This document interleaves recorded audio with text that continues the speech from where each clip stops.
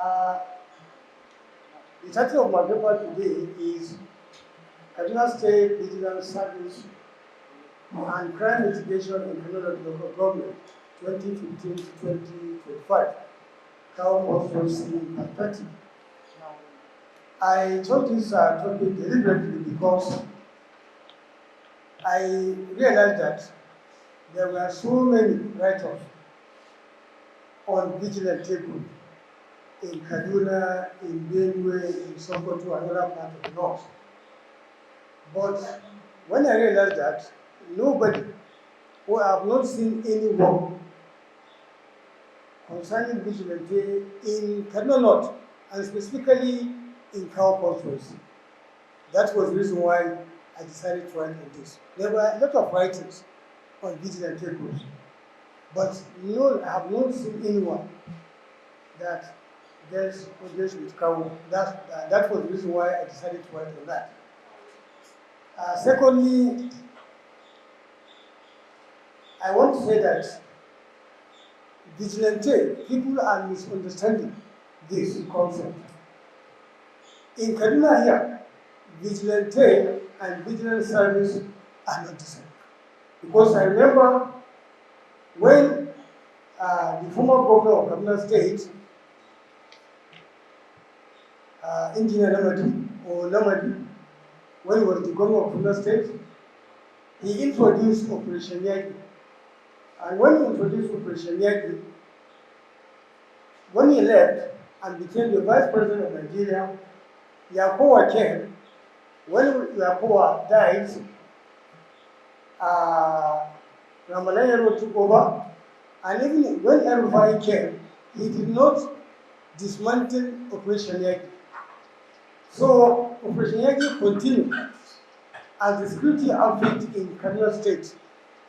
But after the 2 years of Arewa, that is in 2016, he decided to disband all security outfit in Kaduna State and introduce another or establish another which we call Kaduna State Vigilance Service.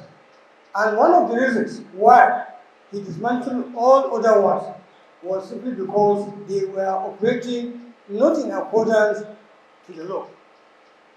There were a lot of human abuse, dehumanizations, and so on and so forth. So he now decided to establish a new one, which we call Kaduna Vigilance Service. And immediately he established this, he ordered all other vigilante groups, El Sakai, Operation Yagi, Ojumeni, and the rest of them, to be part and parcel of Kaduna State Vigilance Service. That they should not operate independently, they must be under Kaduna Vigilance Service. And that was the formation, or that was the reason why Kaduna State Vigilance Service was established. So let me start with the background to the story. Just like I have said, security remains a fundamental requirement for social stability and development. It is something very clear that security is not something that we will handle without proper recognition. It is something that involves each and every citizen of the country. Whether you are a Nigerian, whether you are in Kaduna, whether you are in Kano, you should have it at the back of your mind that it is not the responsibility of security personnel alone. All of us should be part and parcel of security of our community. And that was the reason why vigilante groups were established in most of our northern states, or in most of the state of the country or the federation. So this is something that has to do with community. And Kaduna State has experienced persistent security challenges, including armed robbery, burglary, drug-related crimes, and community violence. If you are a citizen of Kaduna State, you bear witness that Kaduna has experienced a number of conflict violence, right from 1987, 1992, 2000, 2002, all these crises. Apart from that, there were other related crimes in Kaduna State, which I have mentioned: burglary, thieves, phone snatching, and so on and so forth. So Kaduna has experienced all this. Apart from that, conventional security agencies have faced limited or limitations in manpower, intelligence gathering, and community penetration. This is very clear. And that is one of the reasons why we are facing challenges of insecurity in our country, because of limited number of security personnel, conventional security personnel. They are not enough. Not only enough, they don't have enough equipment. So limited number of conventional security personnel was one of the reasons why we have to use our local security personnel, that is the vigilante groups, in order to complement the effort of the police, the Nigerian Army, and other security agencies in Nigeria. So, based on these limitations in the number of security personnel, the Kaduna State Vigilance Service was established in 2006 and 16 in order to complement formal security institutions and strengthen grassroots security in Kaduna State.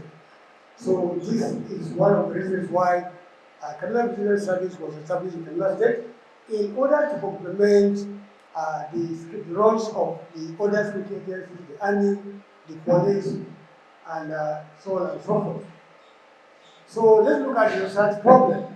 Just like I've highlighted, one of the reasons why I decided to write on this was simply because many write-offs were there or were documented on vigilante group. But I have not laid my hand on Kaduna North local government and specifically on Kao constituency. That was the reason why I focused on that. So if you look at the research problem, I said rising crime rate in Kaduna North local government generated public concern over safety and security. Then I also said earlier vigilante groups were often accused of human rights abuses, illegal detentions, and poor accountability. I've mentioned that when vigilante were established in the 1990s and early 20th century, we understand that there were a lot of human abuse. There were a lot of illegal detentions by vigilante groups. I remember in my area here, members of vigilante groups were not strictly adhering to the rules of security institutions. They were dehumanizing, torturing innocent people. And it was because of that, people complained bitterly on the operations of security personnel, on the operations of vigilante groups. That is the earlier ones that were formatted in Kaduna State.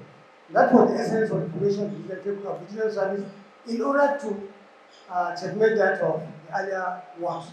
There was a need for an institutionalized community-based security framework capable of supporting formal policy. So we are not saying that the police are not capable of handling internet security, but the reasons why Kaduna Vigilance Service was established just to complement the effort of the police and other security agencies. And one of the reasons, again, was simply because the vigilante groups, they are more close to the people. They are within the community. They know the people. They are always with them, interacting with them. So their formation greatly assisted the former security agencies in Kaduna State, and particularly in Kaduna North and Kao constituency. So the study assesses the effectiveness of cadres in mitigating crime within Kao constituency between 2015 and 2025. So let's look at the aim and objectives. You must bring out aim and objectives in every write-up. In every write-up, you must have an aim and you must also have an objective. So this paper also has aim and objective. The aim and objective of the paper, as I've said, is to look at the role of vigilance service in Kaduna State in the area of crime mitigation. And the objectives are as follows. One is to look at the origins and evolution of vigilantism in Kaduna State. Two, the establishment and operational structure of cadres. Three, the role of cadres in crime mitigation. Four, public perceptions on cannabis activities, and lastly, to look at the challenges affecting the effectiveness of the service. So these are the objectives or the area of focus. Then the third area, as I've rightly pointed out, is Kaduna local government area of Kaduna State. That is one of the local governments in Kaduna State, and one of the most densely populated urban constituency in Kaduna metropolis, which comprises of major wards, including Kawo, Badrao, Malali, Wonsaki, Haibaiki, and Wankanawa, and Afibuza. In Kawo constituency, we have 3 electoral wards, which I have highlighted there. One is Wankana Haibaiki. This is one ward. There is Abaka Ngwenshani ward, which is the second. There is Badrao, Malali, which is third. There is Wonsaki, and there is Angwandosa. These are the 4 electoral wards in Kawo constituency. And again, the paper will look at strategic, because the paper look at the area because Kawo is part of strategic commercial and residential hill with diverse security challenges.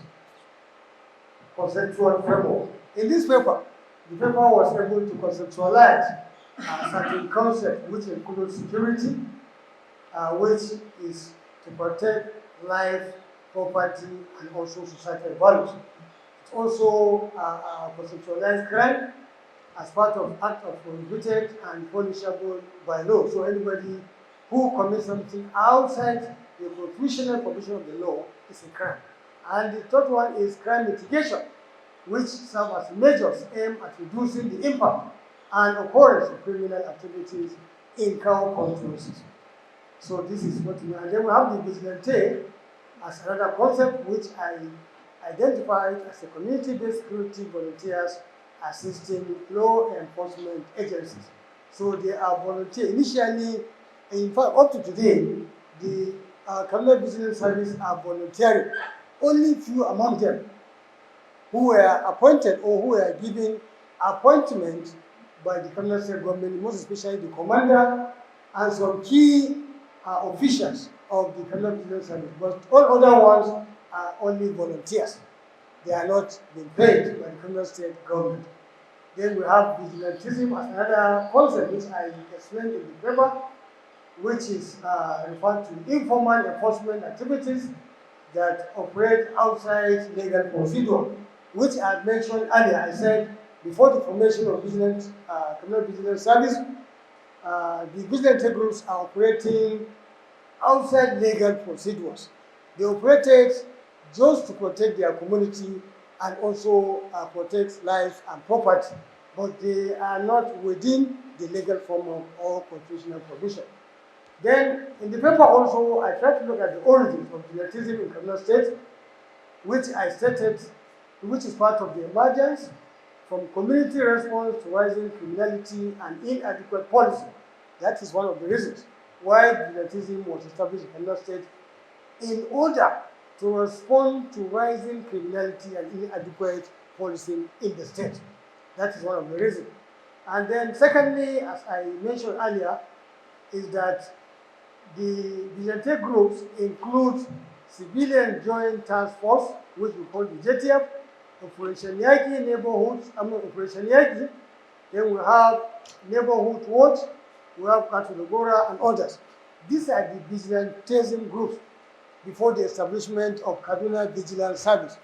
As I have explained earlier, that all these Civilian Joint Task Force, Operation Yagi, Neighborhood Watch, Katulogora, and the rest of them, immediately after the formation of Kaduna Vigilance Service, the then governor of Kaduna State, Madam Nasir El-Rufai, dismantled or proscribed all these vigilante groups and forced them to be part of Kaduna Vigilance Service, because Kaduna Vigilance Service was established by law, an act of law in 2016, but all other ones were just established voluntarily by the community.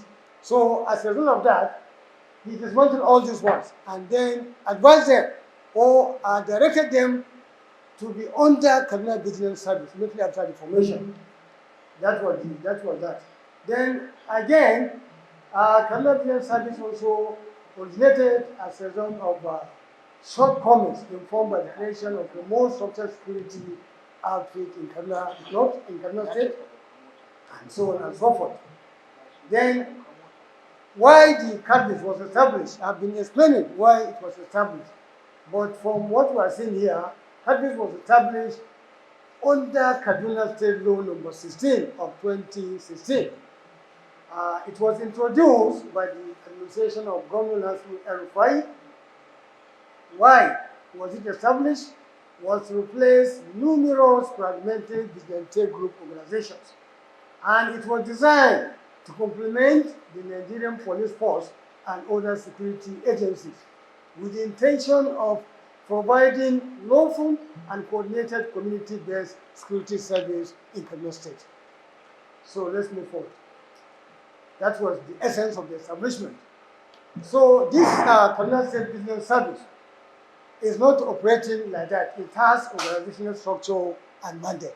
Unlike the former business groups, the Operation Yaki, the Neighborhood Watch, and the rest of them, they were established without structure, without mandate. So when Kaduna State Business Service was established, an organizational structure and mandate was established. One of the structure was, it was headed by the state commander, and then followed by the deputy commander, local government coordinators, and operational personnel. They were not the only structural organizations of the Kaduna Business Service. There are other members, that is the traditional rulers, the religious leaders, the state security SSS. Each and every these organization or institutions have one person as a representative, as part and parcel of a member of this Kaduna Vigilance Service. Then part of their mandate is to ensure that crime, they control crime, prevent it, and detect it. And the role, one of the mandates, does not say that if they arrest or detect a criminal, they should prosecute the criminal. No. They should arrest, detect it, and then hand over the criminals to the appropriate authority, most especially the Nigerian police force. And part of their mandate also is intelligence gathering. They should also assist the police and other security agencies in the area of intelligence gathering in order to control the outbreaks of any conflict or any criminal activities, to report suspicious activities among criminals and citizens. And at the same time, in order to also participate as part of their mandate to patrol the community.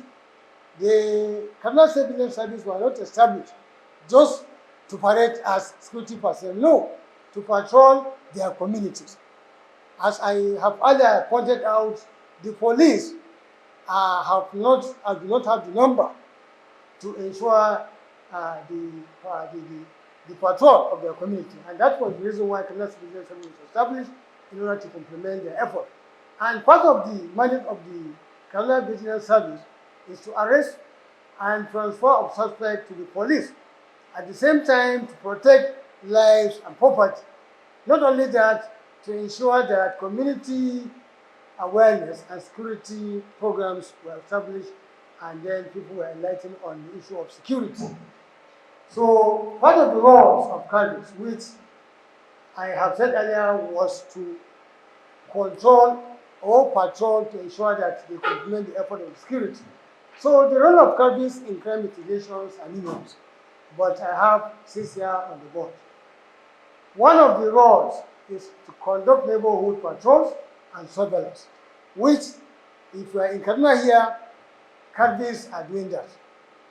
If you can go to most of the checkpoints in Kaduna, especially Kawo here, if you go to Kawo Market on Tuesday, or if you go to Badarawa Market on Saturday, or you go to Angwashanu Market on Wednesday, that is today, you will see members of cadres patrolling in order to ensure that misconduct or crime activities do not take place.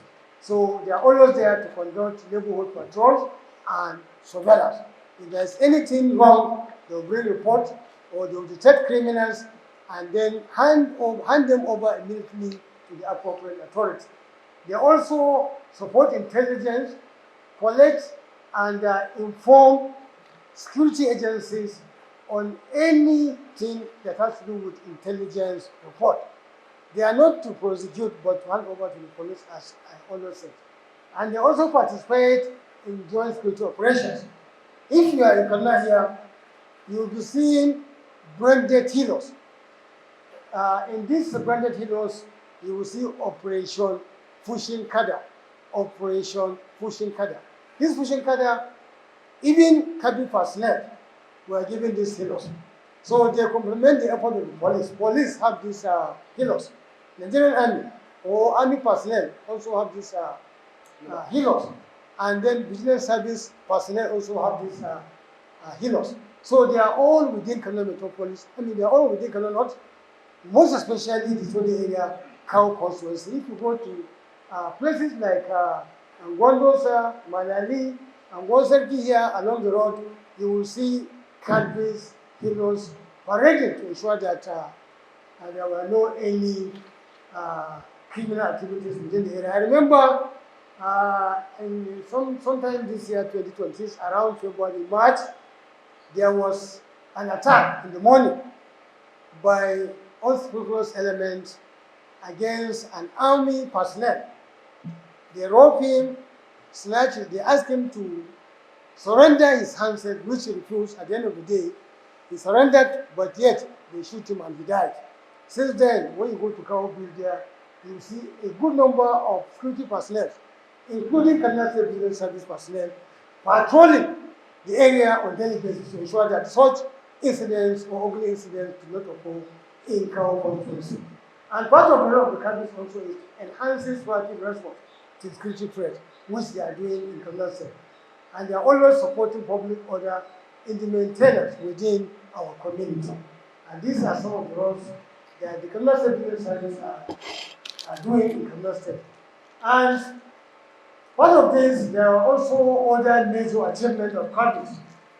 They have been able to reduce petty crimes in Kaduna, non-local government, especially in Kawa constituency, such as burglary, post-19. I remember within this Rabaro, I remember 5 or 6 months back, if you dare any make mistake and bring out your handset, before you knew, these criminals will snatch it and they move away. But because of the presence of security personnel, as a result of article measures taken by the state government through the activities of business service, business service personnel, and other security agencies, this has reduced drastically. We are not saying that it has gone completely, but it has drastically reduced in most of the areas of Kaduna North and Kawa constituency in particular. So there was also there was a collaboration between communities and security agencies as part of major activities of communal business service. They always collaborate, just like I pointed out. The communal business service are within the community, and they are serving the community. So they collaborated not only with the government or with the police, no. They collaborated with the traditional rulers, the Mengos, the district head. They collaborated with religious leaders, both the Muslim and Christians, in order to ensure that there is adequate security and crime is reduced as a result of this collaboration. So they collaborated with them. If there is any suspicion, they ensure that it brings order. And even within Arewa also, I have seen a good number of cases. Many people or many events that took place in Arewa House here, I saw a good number of cabinet personnel patrolling, ensuring that the activities went smoothly without any problem. And part of the activities of cabinet is just like other security personnel and the police.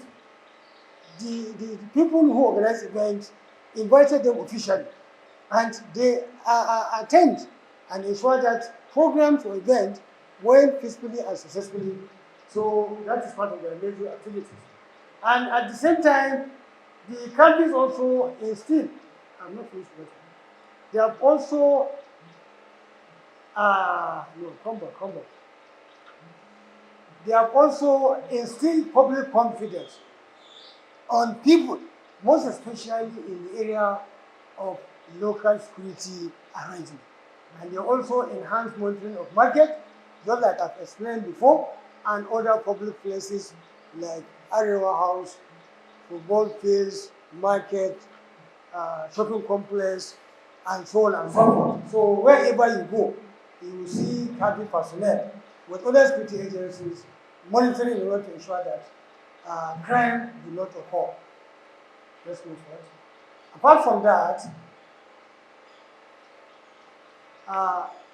the community, the Kaduna also, people have air their views on the activities within Kaduna local government and within Kao constituency. Because I remember before the establishment of Kaduna Vigilance Service, I have earlier explained that the vigilante groups, those that were earlier formed, they were abusing human rights. Once they arrested suspects, they don't hand over them to the appropriate authority. They prosecute them, they torture them, and even dehumanize them. So, but with the establishment of Kaduna, that has not been happening. People have confidence in Kaduna. In fact, people complain bitterly about the business people. In fact, that was the reason why people now reacted, and that was the reason why this paper decided to have the perceptions of public, perceptions of members of the public within the study area to know whether Kaduna are working or they are not. From public perceptions, people set their views on their activities, and some make suggestions. One of the suggestions was that the Kaduna should be better for local knowledge of criminal network, a better local knowledge of criminal networks. They also ensure that faster response of incidents is ensured. They are part of the security agencies that ensure that response to incidents are faster. They also ensure that community assists or are present whenever they are discharging their duties. And people suggested that the Kaduna personnel should be improved or should be strengthened in order to ensure safety of life and property. But apart from that, some other people also complained. Apart from that, people complained, yes, what we are not expecting, it is happening among the members of Congress, most especially allegations of misconduct. This allegation of misconduct is not only within Congress, even other security personnel, you can have this. But the point I want to explain that 80% of this misconduct has gone among the members of Congress. You find only 20%, which you can call a subset. And people complain that Congress also continue to ensure they arrest people arbitrarily. So they complain about that. And people also, during my interview, complain that the members of Congress are still abusing human rights. I hope you understand. They still participate in that. And apart from that, people complain that the members of Congress, some of them, still embark on prosecuting people who were arrested. So there were this complaint. But the point I want you to understand that, despite all these complaints, Kaduna personnel have tried in reducing the rate of criminality or criminal activities within Kao countries. But there are other key challenges that Kaduna is facing within Kaduna metropolis. I mean, within Kaduna non-local government or the study area that is Kao countries. Part of the key challenges of Kaduna is inadequate funding. You know, funding is one of the major challenges of Kaduna. Just like I rightly pointed out, that Kaduna, even though it was established by an act of law in 2016, but no much funding. The grant is nothing to write home about. And as I have explained, only some few among the members of Kaduna that were paid. The commander, the deputy commander, and some few members of the Department of Kaduna. But 90% of members of Kaduna were not paid. They are working, they are serving the state voluntarily. So people are agitating that salary should be created, should be given to them. At least they should be given a contract, either on weekly or monthly basis, like other security personnel, in order to ginger their morale to discharge their duty effectively. So this inadequate funding is a serious problem, and many individual personnel, have made so many pledges, but these pledges are nothing to write home about. They are not being redeemed, so they are suffering. I hope it is clear. Sorry, I used to my class to say I hope it is clear. So these are some of the difficulties, inadequate funding. That is one of the challenges. So if funding is not available to the cadres, I think that will boost their morale to discharge their duties as expected, like any other security personnel within the state. Apart from that, the second one is the shortage of operational vehicles and equipment. I remember during my interview, I interviewed one of the cadre personnel. He explained to me that there was a time when they were invited to rescue an accident victims, but they don't have enough of standby vehicles in order to carry out their missions. They don't have. The cadres work 24 hours, mostly in the night. So if there is a case of accident, even if they are invited, they find it difficult to go because they don't have enough. They don't have vehicles. The vehicles are not enough. So these operational vehicles are not enough at all, and they don't have enough equipment. Most especially members of cadres who are working in the night. Even torchlight, sometimes they find it difficult, and other equipment, they find it difficult. So if these are provided, I'm sure cadres will discharge their work as expected. And the third one is insufficient training. So members, when I was interviewing some of them, they complained about insufficient training. They need to be trained. Training in the sense that government should be organizing workshop, lectures on security, because most of the members of the cadres were not privileged to attend all lectures, to attend security workshops. Only the commanders who are within the members of the Security Council of Kaduna State who are privileged to get into that training. So capacity building training on security, cadres need this frequently in order to be effective in discharging their duty. So training is not sufficient. There is training, but it's not sufficient. And the next one is political interference and politicization. This is one of the major problems. So political interference and politicization. The members of cadres, some of them, especially the commander crime and investigation, CP Lawal Abdullah retired, he told me that government always intervene. Suspects sometimes were released after surrendering them to the appropriate authority. The government intervened in that direction, most especially if the suspects are close to the members or to the government or to the people at the helm of affairs. They intervene. They release them without the notice of members of Congress after handing over to the appropriate authority. So they complain that should be stopped. So if government can listen to that and avoid political interference, I think cadres will discharge their duty without any problem. And there was also jurisdictional tension with the police.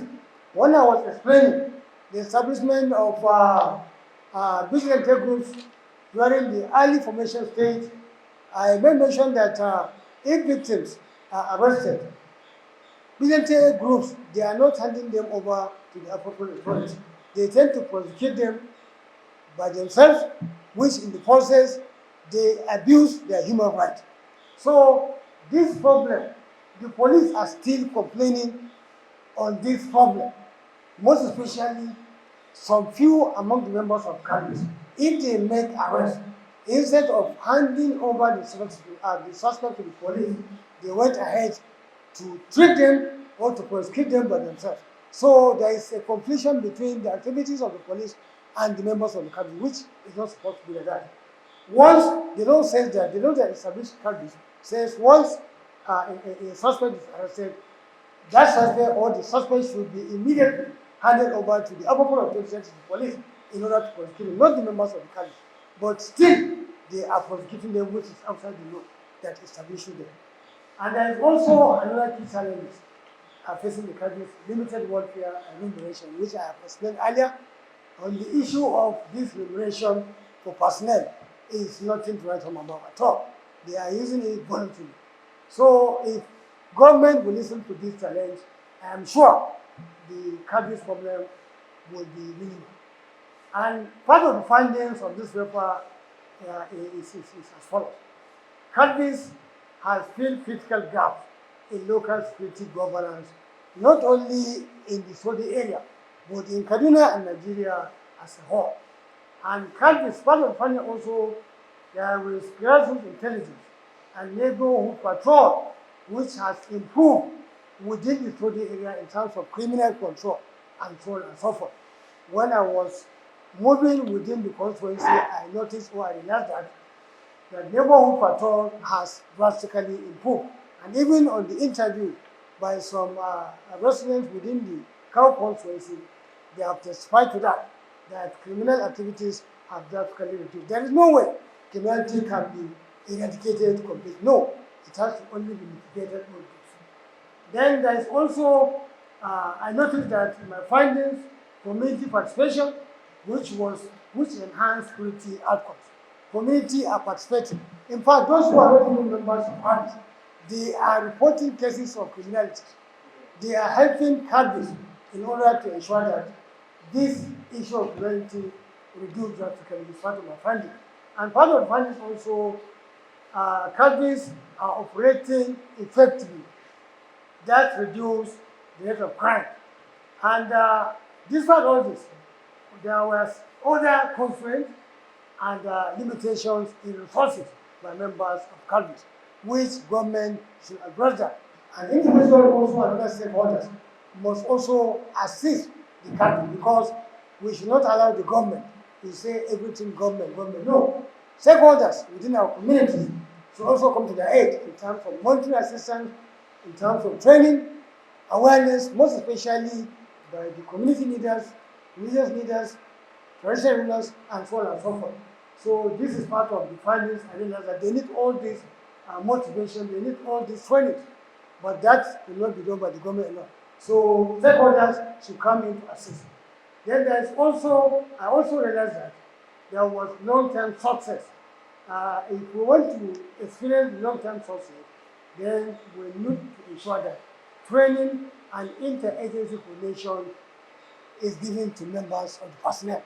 If these are not given to members of personnel in terms of training and interagency coordination or collaboration, that will have problem. So this is left for the government now. And other stakeholders within the community, not only within the Saudi area, but within Kaduna State, to ensure that members of the countries are assisted greatly in order to discharge their duties with effectiveness. And then the paper concludes like this: countries has emerged as an important complementary security institution in Kaduna local government and Kaduna State as a whole. And they also, part of the conclusion also, the service has contributed significantly to crime mitigation and community security. Everybody knows that. And part of the conclusion also is that despite notable achievement, institutional weaknesses continue to affect the effectiveness of members of the country, which I've highlighted in the war. And also there is a need for sustainable community security, which requires stronger collaboration between countries, the police, government, and local communities. I think if all these are taken into cognizance, countries will improve in their activities and crime will be mitigated in our community. Thank you very much.